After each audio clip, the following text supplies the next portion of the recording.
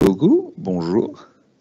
Je suis désolé si je bégaye, c'est parce que vous êtes nombreux et que j'ai peur. Donc on va surtout parler des réseaux sociaux. J'espère que vous aimez un peu les réseaux sociaux et on va surtout parler de réseaux.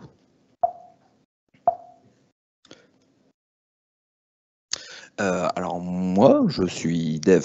J'ai été dev à peu près 10 ans sur Paris et ici. Surtout dans le domaine du spatial et de l'aéronautique. Et bon, déjà, il y a eu le Covid, ça n'a pas aidé pour l'aéronautique. Et après, je suis tombé assez souvent malade et c'était compliqué. Du coup, je me suis rabattu sur les réseaux sociaux. Donc vraiment assez addict jusqu'à en fait de produire tellement de choses dessus que c'est devenu mon travail. Et je vais surtout vous parler de ça mon travail, c'est d'analyser les réseaux sociaux, mais avec une casquette. Il y a énormément de gens qui analysent les réseaux sociaux avec une casquette de communicants, de gens qui sortent de grandes écoles et tout ça, mais il y en a assez peu qui sortent avec une casquette technique. Alors que ça doit se faire beaucoup, et ça se fera beaucoup plus à l'avenir. Euh, donc moi, le premier truc qui m'a frustré sur les réseaux sociaux, c'est me rendre compte à quel point on voit rien des réseaux sociaux. Moi, j'ai passé ma vie sur YouTube et des gens, parmi les plus gros YouTubeurs comme Michou, des gens comme ça, j'en entendais parler à la télé, je savais qu'ils faisaient des millions de vues, mais je les ai jamais vus se pointer sur mon algo. Moi, mon algo, il me donne toujours des vieux résidus de Villebrequin, une chaîne qui est fermée depuis plusieurs mois. Il me donne toujours les mêmes séries en boucle à chaque fois qu'il y a un truc qui suit, mais je connais juste une toute petite partie de YouTube, alors que j'y passais énormément de temps.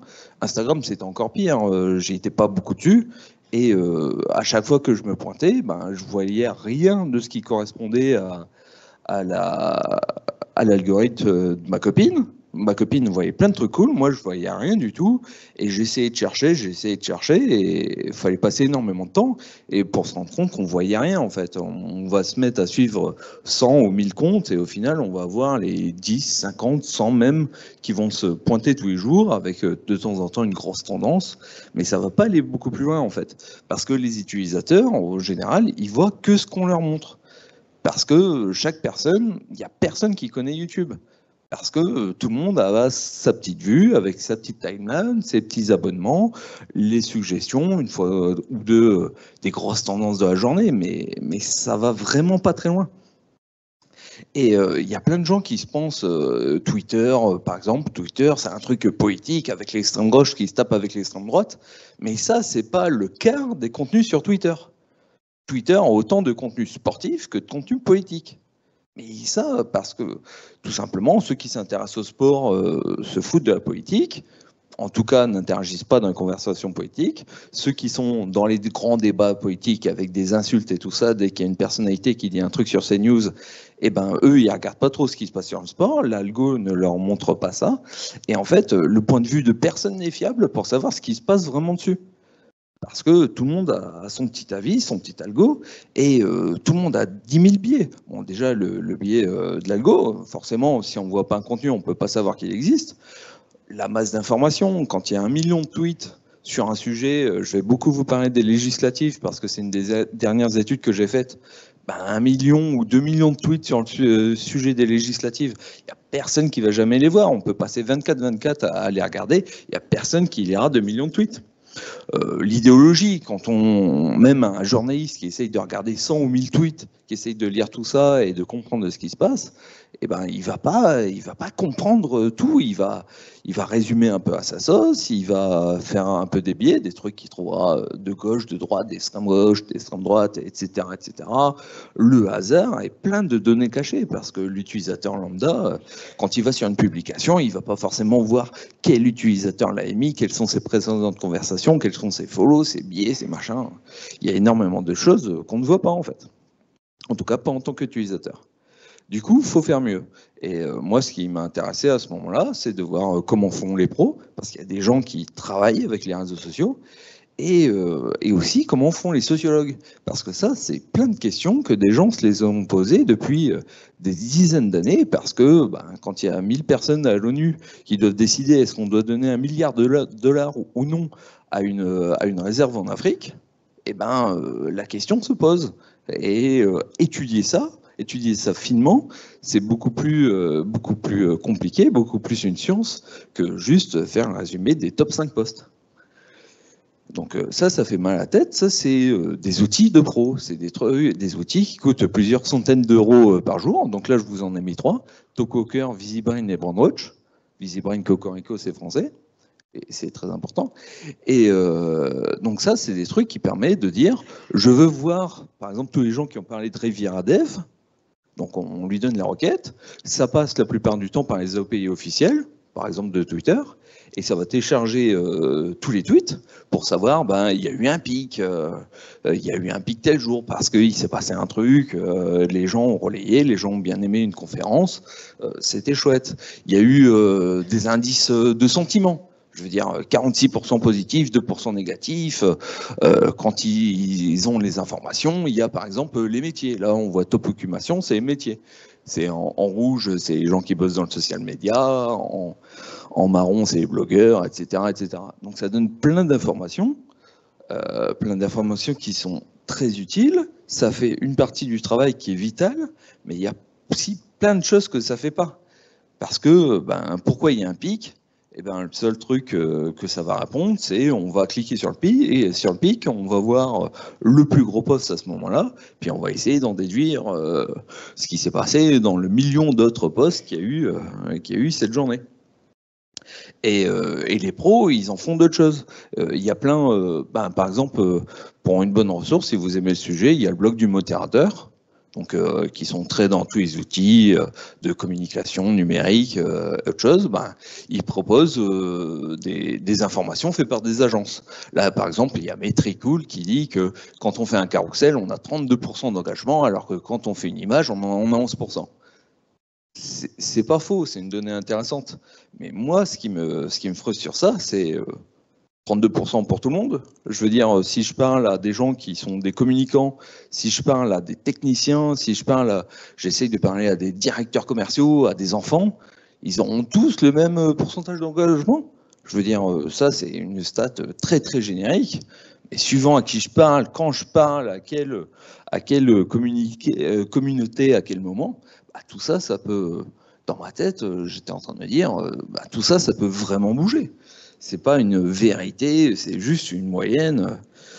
Et Bill Gates rentre dans la salle, en moyenne, tout le monde est millionnaire. Donc les moyennes, c'est bien, mais c'est rapidement assez limité. Donc tout ça, c'est toujours très intéressant, mais ça me laisse toujours sur ma faim, parce que la plupart du temps, ça m'apporte plus de questions que ça n'en résout. Donc c'est des super outils pour analyser un flux, pour voir, aujourd'hui il y a eu 1000 tweets sur un marque que je suis, demain il y en a 1 million, qu'est-ce qui s'est passé, est-ce qu'il y a une crise, est-ce que c'est positif, négatif, est-ce que c'est tout le monde pour m'insulter ? Donc ça permet de voir ça permet de donner des alertes, c'est des outils qui ont vraiment leur utilité, en plus ils s'occupent de récupérer la donnée, parce que je n'ai pas forcément envie d'aller récupérer 500 sites, les informations de 500 sites journalistiques. Je veux dire, j'ai pas envie d'aller scraper Le Monde, Le Figaro et tout ça. C'est des logiciels qui peuvent le faire à ma place. C'est des logiciels qui appellent les API, qui font la maintenance et qui font tout ça à ma place. Donc c'est des logiciels très utiles et une grande partie de leur coût vient de la récupération des données. Mais pour la partie analyse, ça ne me satisfait pas. Parce qu'il y a toujours le côté, on fait des statistiques en prenant toute la donnée, et sauf qu'une statistique sur toute la donnée, on ne voit aucune granularité. Je veux dire, on est sur Twitter, on voit l'extrême gauche qui tape sur l'extrême droite, et en moyenne, on aura le centre, quoi. En moyenne, on n'aura pas la granularité, on ne saura pas, par exemple, si on voit les sentiments positifs et négatifs, on ne saura pas est-ce que c'est telle communauté qui a frappé telle communauté avec différentes choses comme ça. Et si on fait un roleplay en résumant un peu toutes ces questions, je veux dire, il y a 1 million de posts qui parlent de moi depuis hier. Ça m'inquiète, je veux savoir ce qui se passe, je veux comprendre, je veux en savoir un peu plus. Ben, ces outils-là, ils mettent pas pour existent-ils plusieurs factions.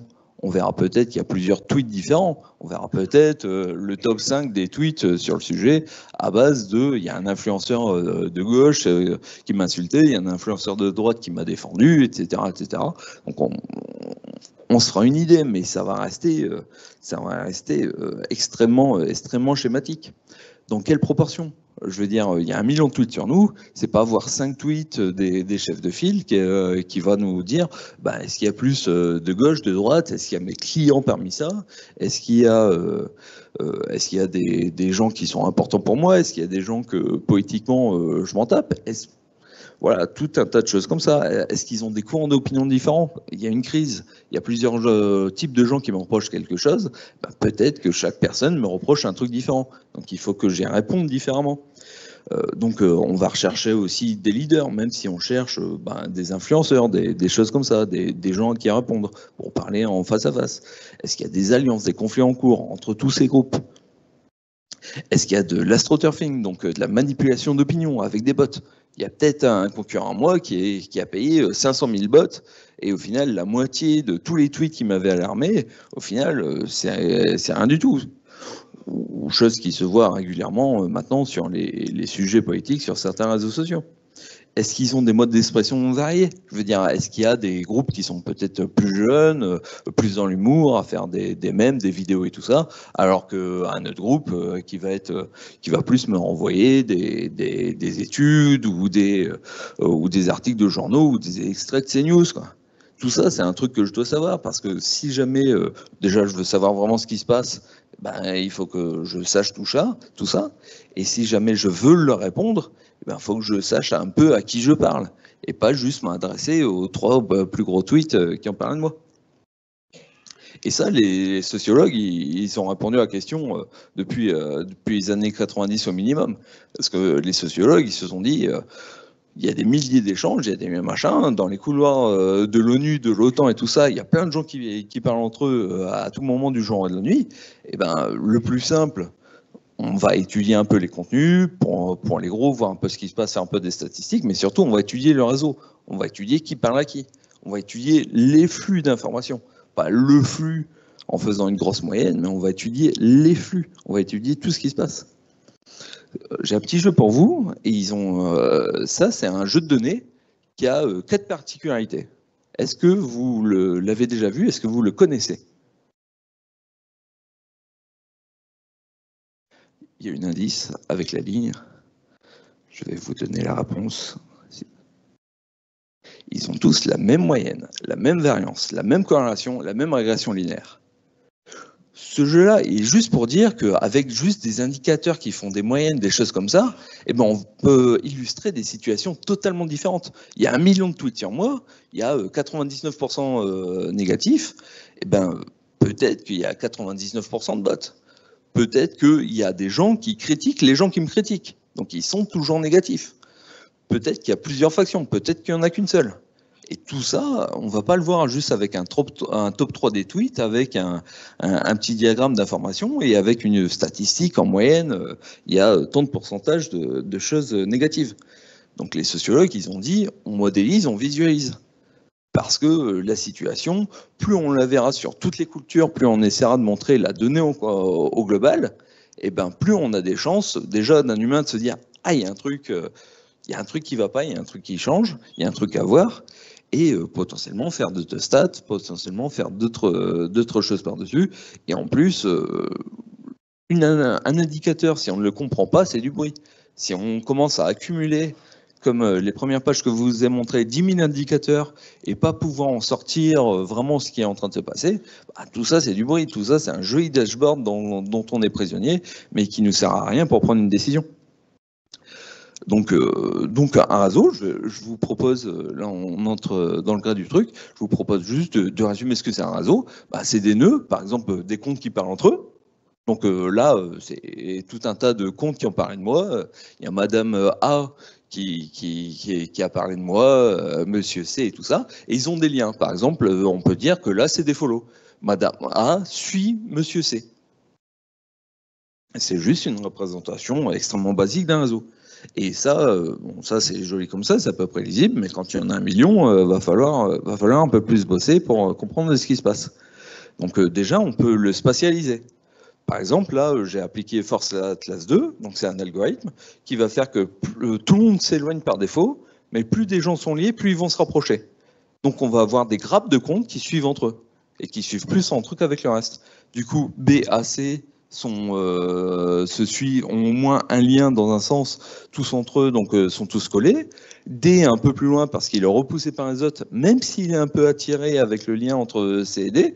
Et D et F sont collés parce qu'ils suivent, parce que c'est des mutus. Et eux, il est viré dans un coin parce que personne ne connaît eux. C'est peut-être un bot, c'est peut-être un parasite, c'est peut-être un nouveau compte qui vient d'être créé, on ne sait pas, et à la limite on s'en fout, et on s'en fout beaucoup plus que c'est un compte où on a très peu d'informations. Après, on applique des algorithmes de clustering, donc pour déterminer des groupes, pour savoir un peu, là c'était assez facile à faire à l'œil, mais quand il y en a énormément, on va délimiter des frontières. Déjà parce que visuellement, on y comprendra plus quelque chose qu'un nuage tout gris. Et en plus, parce que ça nous permettra de faire des stats par groupe. Ça nous permettra de dire les rouges, on pourra faire des statistiques sur eux pour savoir qu'est-ce que les rouges disent que les DF ne disent pas, par exemple. Est-ce qu'ils disent, est-ce que c'est les mêmes types de personnes? Est-ce qu'ils se proclament de la même étiquette, etc., etc. Donc là, l'algorithme, la seule chose qu'il fait, c'est qu'il essaie de déterminer des groupes en limitant le nombre de liens entre les groupes. Il veut que les rouges restent entre les rouges et les verts entre les verts. Donc là, la seule erreur qu'il a fait, qu'il n'a pas réussi à optimiser plus, c'est le lien entre C et D qui est en blanc. Et après, potentiellement, on veut ordonner ça, on veut voir plus les stars, plus les comptes plus gros, plus les comptes très suivis, etc., etc. Parce que quand il y en a 1 million, on ne peut pas visualiser le nom de tout le monde. Il va falloir en choisir un certain nombre qu'on va voir. Par exemple, là, j'ai appliqué l'algorithme de PageRank. Donc, c'est un algorithme que vous connaissez peut-être et tout ça, qui permet de savoir, de donner une importance aux gens. Plus ils sont suivis, plus c'est important. Mais surtout, plus ils sont suivis par des gens qui sont eux-mêmes importants, plus ils sont importants. Il vaut mieux être suivi par 10 stars que par 1000 bots. C'est un algorithme parmi d'autres, j'aurais pu en utiliser plein d'autres. Mais c'est juste pour modéliser un peu ce qui se passe en choisissant à chaque fois un algo qui me donnera une facette de la réalité en fait, qui m'affichera ce que j'ai envie de voir. Donc il faut bien choisir les algos qu'on veut utiliser, mais qui me donnera un aspect de ce qui est en train de se passer. Et pour une vraie carto, à l'échelle d'un réseau social, voici 1,3 million de tweets. Parlons des législatives. Donc tous ces algos, ils ont été faits pour ça, ils ont été faits pour être optimisés, pour tourner sur des très grands nombres. Au maximum, j'ai fait des cartos avec, je crois, 20 millions de nœuds, 50 millions de liens. Donc, et ça tourne chez ma machine, chez moi. Hein, je veux dire, je n'ai pas accès à un cloud sur Dopé. Hein. Donc tout se passe très bien. Donc là, ici, on voit 1,3 million de tweets. Donc chaque petit point, même les minuscules, c'est un compte qui a fait un tweet. La plupart des tweets, en fait, comme sur la plupart des réseaux sociaux, sont des partages. Quand on fait un partage, quand on est sur Twitter, qu'on appuie sur le bouton partage, ça fait un RT et c'est considéré comme un nouveau tweet, ce qui est cohérent dans cette logique-là. J'ai obtenu la donnée en utilisant un des logiciels que je vous avais parlé plus tôt, qui est VisiBrain, qui lui appelle l'API officielle de Twitter.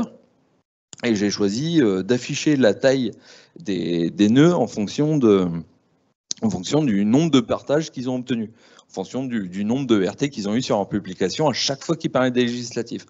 Donc tout ça, ça me donne une carto, une vue d'ensemble pour dire, il y a différents clans. On voit les Verts, il y a Edoui Plenel, Benoît Hamon, Libé et Jean-Luc Mélenchon. Donc ça part sûrement un peu plus de la gauche et des médias que les Bleus. Il y a France de Souche, le RN, Zemmour Eric et Asselineau.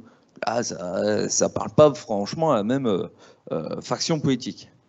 Et tout ça, c'est une base de départ. Déjà pour visualiser la situation, pour savoir à peu près tout ce qui se passe. Et c'est à partir de ça que je vais commencer à travailler, que je vais faire que je vais chercher des statistiques qui vont répondre à mes questions, si j'en ai. Donc là, dans les prochaines diapos, il va y avoir beaucoup d'informations. Le but, c'est pas de tout lire, c'est en fait des extraits d'une analyse que j'ai déjà publiée, que vous pouvez retrouver sur mes réseaux sociaux. Donc on va reprendre toutes ces questions-là. J'ai essayé d'y répondre. J'ai essayé d'y répondre avec ce que je trouvais pertinent sur le moment et les questions que je me posais, mais j'ai essayé de répondre à toutes ces questions. Par exemple, il y a Benoît Hamon et Jean-Luc Mélenchon dans une catégorie. Donc chez les Verts, c'est sûrement la gauche. J'ai essayé de faire un peu mieux que ça. Par exemple, un truc qui marche très bien, c'est les étiquettes que les gens se donnent eux-mêmes. Ne serait-ce que compter les mots dans les bios des gens. Compter le nombre de fois où les mots qui reviennent le plus souvent. Par exemple, chez les Verts, c'est journaliste, politique et gauche. Ça restait cohérent avec notre première idée. Chez les Bleus, parmi les 3 mots qui reviennent le plus, c'est patriote, reconquête et français. Donc on voit vraiment que les communautés ont été créées de gens qui se parlent entre eux, qui se relaient entre eux et tout ça, il n'y a pas de hasard s'ils se relaient entre eux, s'ils se soutiennent entre eux, s'ils se partagent. Quand on fait un partage sans ajouter un commentaire à tout ça, la plupart du temps, c'est quelque chose de positif, c'est quelque chose qu'on veut relayer, qu'on veut donner à tout le monde. Parce que si jamais on veut insulter la personne, soit on va lui répondre, soit on va la citer, pour rajouter une petite insulte en passant. Donc ça nous donne vraiment des groupes où on voit que juste l'analyse de réseau est cohérent avec des analyses poétiques, des analyses d'étiquettes, des analyses de thèmes, de sujets. Là, j'ai fait ça sur un poétique, mais ça se voit aussi bien quand on parle de l'Eurovision, on voit les différentes langues, on voit les différents fans, on voit plein de choses dans le genre. Chose pour aller un peu plus loin, si les LLM, si les IA génératives sont censés faire un truc, c'est on leur donne du texte et nous faire un résumé. Parce qu'il n'est pas censé inventer, il n'est pas censé machin. C'est pas parfait, mais on combine juste différents faisceaux d'indices pour voir si ça pointe dans le même sujet. Et quand on regarde les Verts, ces tweets partent des élections législatives, oui, j'ai choisi des tweets comme ça, et de la nécessité de s'unir contre l'extrême droite. C'est à peu près cohérent avec moi ce que j'ai vu en tant qu'humain quand j'ai été voir chacun des tweets de chaque des communautés et avec ce que les communautés disaient. Et chez les Bleus, ils parlent des accusations contre des candidats, donc ça parle pas mal. Du coup, ça critique les Verts. Et en plus, je lui ai demandé est-ce qu'ils avaient une préférence politique. Il m'a clairement dit les Verts, c'est la gauche, et les Bleus, c'est préférence politique pour la droite, en particulier pour le Rassemblement national et les alliés souverainistes. C'est cohérent. On accumule des faisceaux d'indices pour savoir ce qui s'est passé dans un très grand nombre et pour essayer de trouver de la granularité. Mais si je voulais, je pourrais très bien prendre une communauté, en faire une nouvelle carto, donc je prends que les Verts, je les mets dans une nouvelle carto et je les redécoupe. Là, on verra peut-être chaque micro-partie, l'environnement PCF, l'environnement socialiste, etc., etc. Et ça marche autant là qu'avec des devs. Par exemple, je l'ai fait pour certaines conférences de dev où on voyait même les langages que les gens utilisaient, parce que les gens qui fréquentent les mêmes langages, qui sont sur les mêmes réseaux et tout ça, ils vont tendance à plus parler entre eux qu'avec, ceux qui font du front-end et tout ça, ils vont parler des nouvelles technologies JavaScript, alors ceux qui font du back-end, ils en ont rien à souhait. Donc, et ça se voit, ces préférences-là se voient dans n'importe quel réseau, sur LinkedIn, sur YouTube, à chaque fois, il y a des raisons. C'est juste on n'a pas forcément accès aux mêmes informations et les gens n'ont pas forcément le même comportement. Donc, on va trouver les stats les plus pertinentes à chaque fois pour trouver la meilleure manière d'analyser la situation. Je voulais savoir les proportions. Il suffit de compter. Il suffit de compter le nombre de points qu'il y a. Par exemple, les médias Twitter, c'était les rouges avec Serfiam et Devenir, si vous en avez entendu parler. Et en fait, ça, on le voit ici à base il y a un tout petit nombre de tweets, mais il y a énormément de comptes. Et ça, via d'autres analyses, parce que c'est des communautés que je fréquente régulièrement. En fait, c'est des gens qui s'intéressent en général très peu à la politique. Ils s'intéressent pour quelques sujets particuliers. Si on revient quelques diapos avant, on voit que les 2 mots les plus cités dans leur bio, c'est Free et Palestine. Donc voilà, accès très politique pas spécialement sur les législatives, mais très très politique avec un sujet extrêmement particulier. Et en fait, c'est des gens, la plupart du temps, ils s'en foutent de la politique, ils vont jamais relayer un chef de file ou Le Monde ou ce genre de choses, mais ils aiment ce type de chaîne d'information-là. Et du coup, juste une fois de temps en temps, ils vont faire un RT et ça va passer comme ça. Donc ça me permet de voir les proportions entre tout ce qui se passe. Et il y avait une communauté qui m'intéressait particulièrement, c'était déjà on soupçonnait que ça soit qui est de l'astroturfing, donc il y a des gens qui tentent de manipuler l'information autour des élections. Et les jeunes m'intéressaient parce que déjà ils n'avaient pas de leader. On ne voit pas de gros comptes qui s'en détachent alors qu'on en voit dans toutes les autres communautés. Donc ça, c'était déjà curieux. Les mots qui reviennent les plus dans leur bio, en fait, c'est les mots qui reviennent les plus dans toutes les bios. On prend 1 million de comptes d'absolument toute nationalité et on fait des statistiques sur les mots qui reviennent le plus. Il y aura sharing, lover, world, let, enthousiaste. En français, on aura vie, Instagram, PSG, Barcelone. Il y a tout un tas de mots en fait qui sont tellement lambda et communs qu'on finit par les retrouver, mais juste on les retrouve tous à égalité parce que c'est juste du hasard. Donc là, ça m'inquiétait un peu sur les mots. Quand on regardait ce qu'ils disaient, là au top de leur tweet, ils parlent des élections législatives, de sport, de divers articles d'actualité, de discussions personnelles. Ça colle pas avec tout le reste. Donc moi, je m'interrogeais sur ça et j'ai fait une statistique sur un compte très récent. Et en regardant tous les comptes qui avaient été créés depuis juin, donc précisément, donc là j'ai fait depuis le 1er juin, mais je peux vous dire 90% de ces comptes-là, ils ont été créés entre le 8 et le 12 juin, donc juste après l'annonce des élections législatives, et ils sont quasiment tous jeunes. Tous les comptes tout nouveaux, ils sont quasiment tous jeunes. Ils ont des bios, comme je vous ai dit, ils ont des bios un peu bidons, sharing, lover, world, enthousiaste, une journée, qui parlent un peu tout et de rien. Et ils n'ont pas du tout le même comportement que les autres. En allant voir ce qu'ils disent, en fait, ils étaient tous en train de relayer exactement les mêmes articles, qui sont des articles pour critiquer Macron. Donc on a quasiment 10 000 comptes qui ont tous un article. Et tous ces comptes-là ont été créés au même moment. C'est intéressant. Moi, c'est des choses qui m'intéressent. Après, c'est des comptes. Pour aller un peu plus loin, c'est la plupart de ces comptes en fait ont une bio et tout ça qui parlent de crypto, de Web 3, de choses comme ça. Et pourquoi ? Par expérience, parce que je les ai pas mal traqués. En fait, c'est des comptes qui correspondent souvent à ce qu'on appelle doppelganger, donc une initiative russe pour faire des copies de médias français qui paraissent un peu authentiques pour faire de la fake news.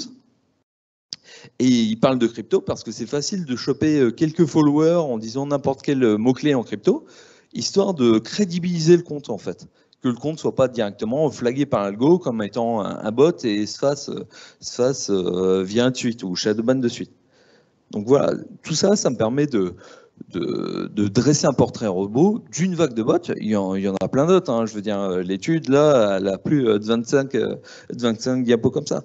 Mais ça me permet de voir un peu ce qui se passe. Là, par exemple, de voir qu'il y a une vague d'attaques vraiment de comptes qui se comportent pas du tout de manière organique. Il y a eu des autres vagues de comptes. Il y a des comptes, des communautés qui ont des comptes qui tweetent plus de 1000 fois par jour depuis 10 ans. C'est louche, en moyenne.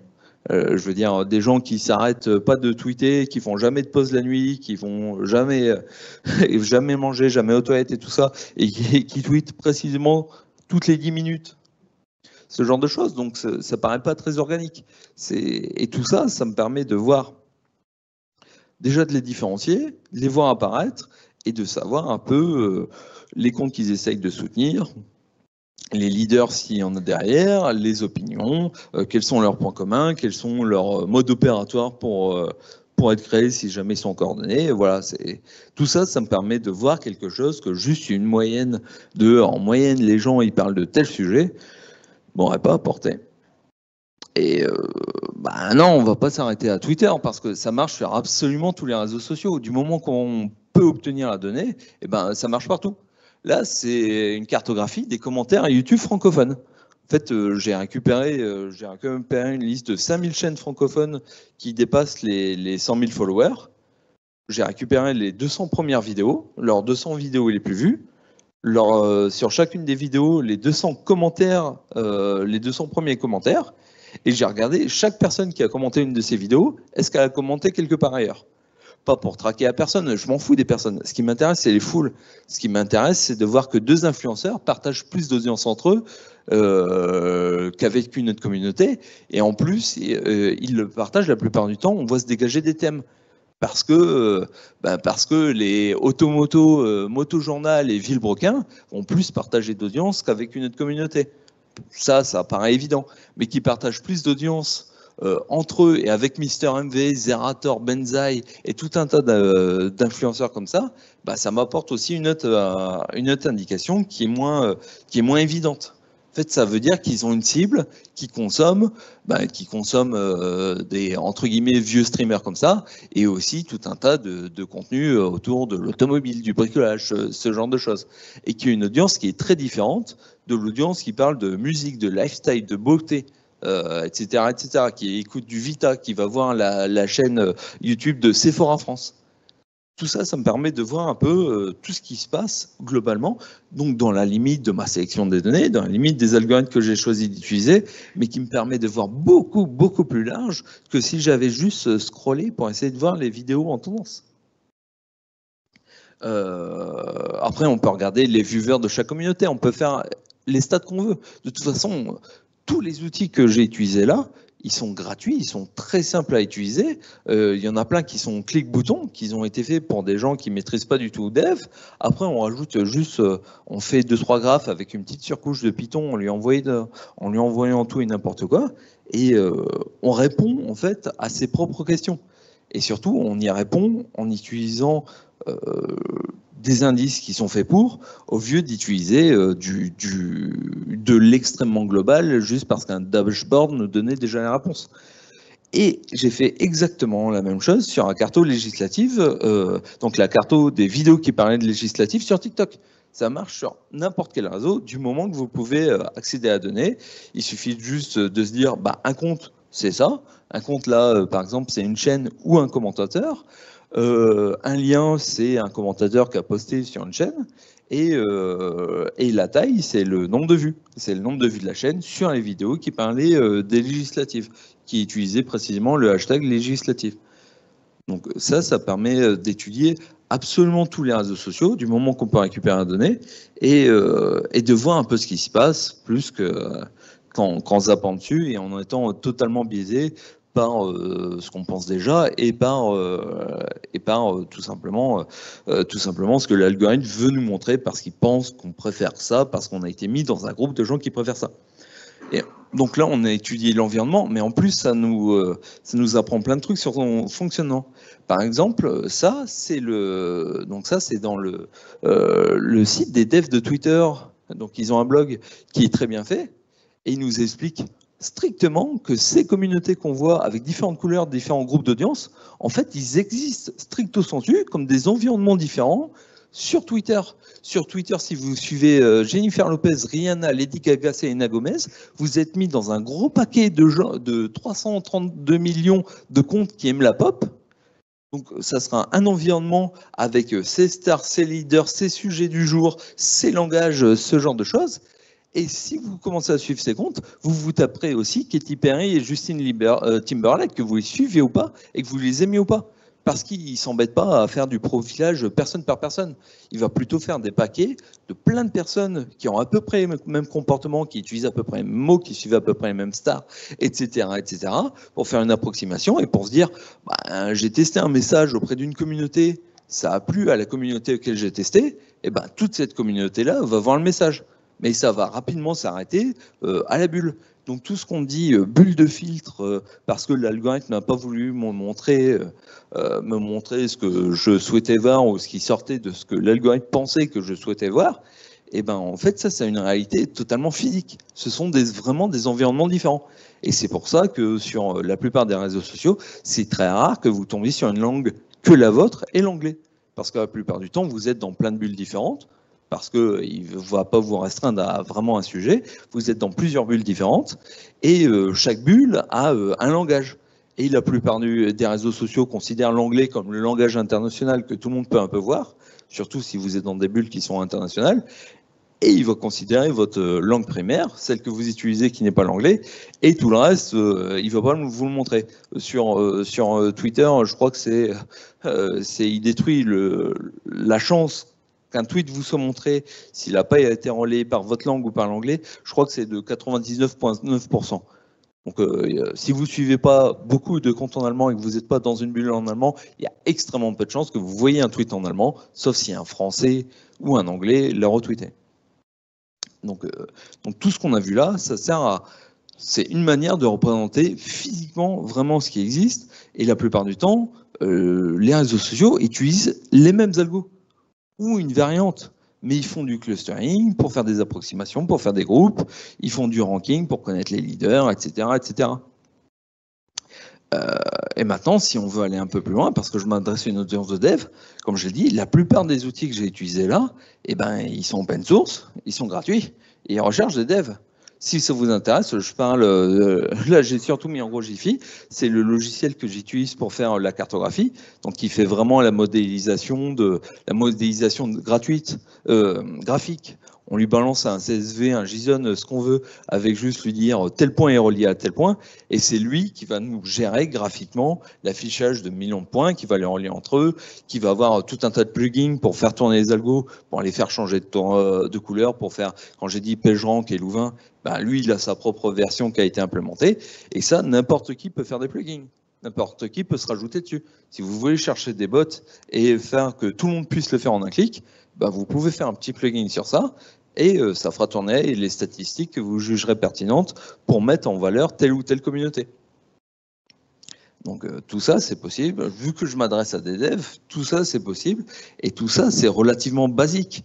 Mais en fait, c'est des choses que la bulle, le fait qu'il y ait une bulle de gens du métier, de gens de la com, de gens qui parlent plus de temps à parler de gens que vraiment à s'intéresser à ce qui se passe, de gens très tech, de gens qui font des pipelines, qui font de la data, qui font ce genre de choses, et des gens côté sociologie qui ont décidé, qui sont pas forcément ultra techniques, mais qui ont vu que certains algorithmes ultra basiques permettaient de voir beaucoup mieux la situation.